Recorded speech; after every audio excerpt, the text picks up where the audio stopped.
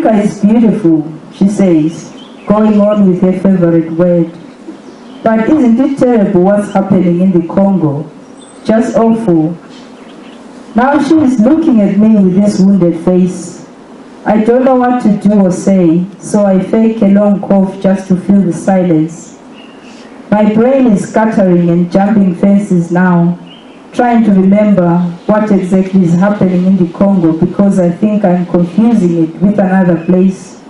But what I can see in the woman's eyes is that it's serious and important, and I'm supposed to know it. So in the end I say, yes, it is terrible what is happening in the Congo. Okwiri was born in Nairobi.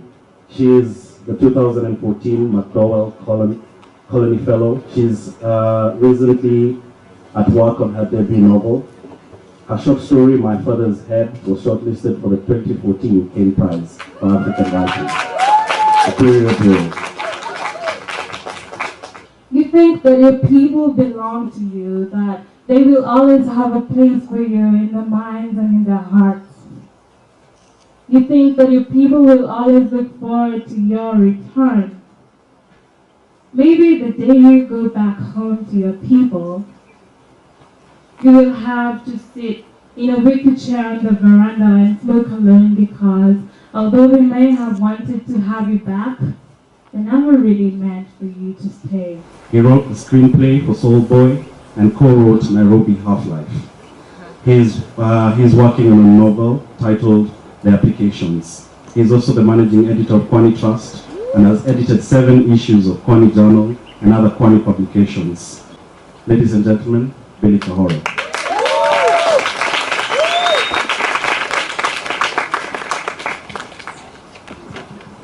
I never thought that the end of our world could happen just so slowly. And this all happened when Sebastian fell sick. Can you please teach me to talk to him? That might not be possible. His time might be nearer than you think, just like ours.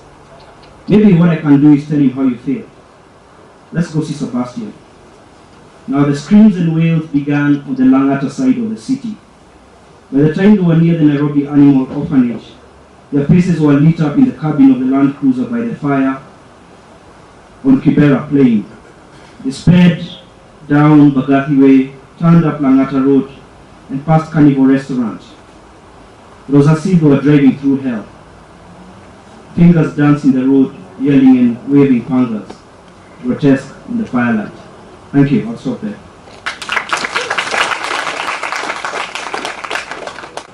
In the dark caves of solitude, hidden on the plateaus of eternal euphoria, I then found the loving embers. Disguised as my better half of what I can be, or could be, or should be, but I better be what my heart tells me to be, become a better slave to my feelings and a better partner to her. Yet I pray that my better past is praying for a better future that depends on whether or not I am part of it or I better be. Nimeshukuru sana. Makofi tafadhali kwa waandishi na washindi wa tuzo la Etisalat Prize for Literature. Nawashukuru sana kwa kuja.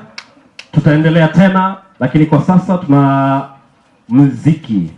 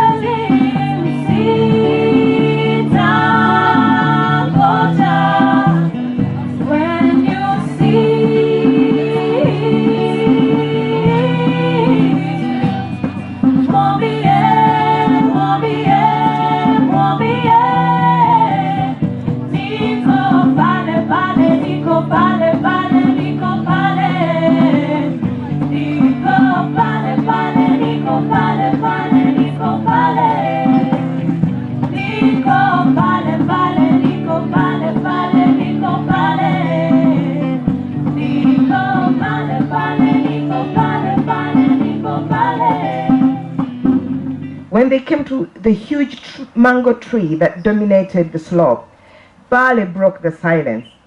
Is this mango tree male? Why? It yields only a mango 2 in 3 years. Well, if it was male, it would not yield any mangoes at all. I suppose it's one of those trees that waste everything on appearances. Handsome leaves, expansive branches, but no fruit. Just before the top of the hill, they came to a tree with a curious pink bark. It stood against a large rock. The tree had a straight trunk, but 4 meters off the ground, it split into numerous branches. Chintu paused and touched it. He looked it up and down and shook his head. There's always been such a tree in this place, he said distractedly. They walked around the rock. It's always the same size though. I don't know whether it's the same tree or if one dies and another grows. Bali, walking behind him, did not reply. The way Bali fled down the hill made Chintu wonder whether he had been harsh. But he knew the pressures society put on men in marriage, and he would never send a son in it unprepared. Thank you. Perhaps one of the most influential aspects was that I was doing post-colonial studies. And post-colonial studies of African literature have a way of limiting your imagination to the arrival of colonization or the arrival of Europe. So when you read most of the writing coming out of Africa, it doesn't go beyond the arrival of Europe. It's as if Africa didn't exist before the colonizers arrived. I went back into oral history, and this is the beauty of it, because all the history of Uganda before Europe arrived were oral. So they have been told by word of mouth, and therefore they are not static. You can do whatever you want. So I changed things, things that happened in 1600s but are interesting, I brought them in 1700s, and things that were not interesting, I got rid of them. Nobody's going to tell me, that's not true, because were you there? And what inspired you to write this book? What inspired you to write Caine's book? What inspired me was my dad's mental illness. Okay. My dad was arrested during Idi Amin's regime and was brutalized. And we were lucky, we got him back. But soon after, he lost his mind, and he never came back to, sanity. He was aware of me as his daughter, and he always insisted that I do literature at university. So I thought I would explore this insanity. But when I arrived in Europe and I watched TV, you would see Africa and sometimes Uganda being portrayed on TV as this place of madness. I would look at the things, Ugandans were doing, and I'd say, that's not Uganda. We don't behave like that. I just don't know where the media in the West get their story. But for some reason, they go to Kampala, go to the dirtiest part of the city, and they pitch their cameras and take pictures, and then they parade them. And it's just so frustrating when you're there. And so I thought, well, Africa is a place of madness. So it moved away from my dad and slowly moved into Uganda, moved into Africa, to play with this perception as this mad place. It has a lot, it's very weighty in terms of African traditions, a lot on psychology, yes, a lot on traditional spirituality. Yes. Like it's shamanic, that's actually what I thought. And you mentioned that your sister said the same thing, like she was quite surprised that you, at the book. And so my sister buys the book, and she read it and she read the prologue and threw it down and said, Jennifer, is something wrong with you? And I said, well, is there anything there that does not happen? She said, oh yeah, it happens, but you don't have to write it so like that. And I said, well, every time you see somebody murdered, remember he's like Chintu. And then she met other people and she said, but what is wrong with you? So at the moment, people at home, they wonder whether I'm mad whether I'm okay, I'm fine with it. Because of reading the book? Yeah, they just cannot believe I could do that. In terms of the content? The content. They thought, you know, my sister, I think she thought I've written about her, I've written about her childhood. So I think she was sad she didn't see herself in my book. The writers or people in your life that might have inspired you to become a storyteller, to tell stories?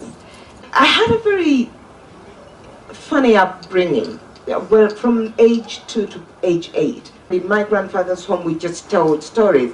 You know, he would tell a story, and then I tell it, and then he would encourage me to dance. Then I moved to my dad, and my dad was one of those colonized soul. He believed in Shakespeare and in Dickens and Leo Tolstoy. My father would pack books that I would read during the holidays, and my grandfather would say, forget it, put them away, go out and play, we'll tell stories.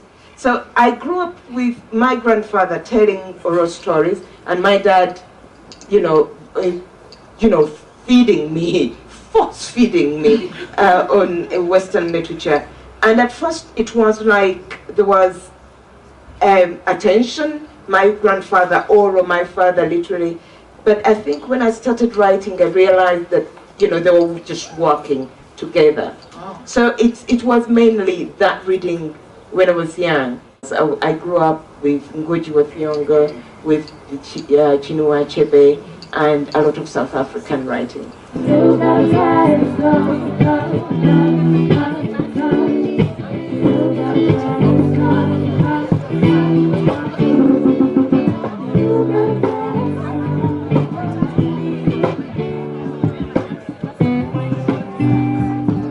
This is the KWANI Sunday Salon. It's an event that brings together writers, poets, storytellers. I'm sure 10 years ago you'd not have a gathering as such with writers. So when you're here as a budding writer and you're listening and hearing other writers talk about their processes, talk about their works, it's really inspiring. And I think this is the place to be, and this is the times to be as artists, as writers, as poets, as producers, all that. Yeah. It was lovely to see a lot of the Etisalat Shortlisted Prizes writers, obviously, here in Nairobi. And obviously the readings from the Caine Prize Shortlisted Writers, Okwiri Oduor and Billy, both of whom are my friends. So it was a lovely event. I enjoyed it. You Kenyans know how to put together a gig, The idea of reading and then music and then reading and then music is fantastic. I'm going to steal it and take it back to Uganda.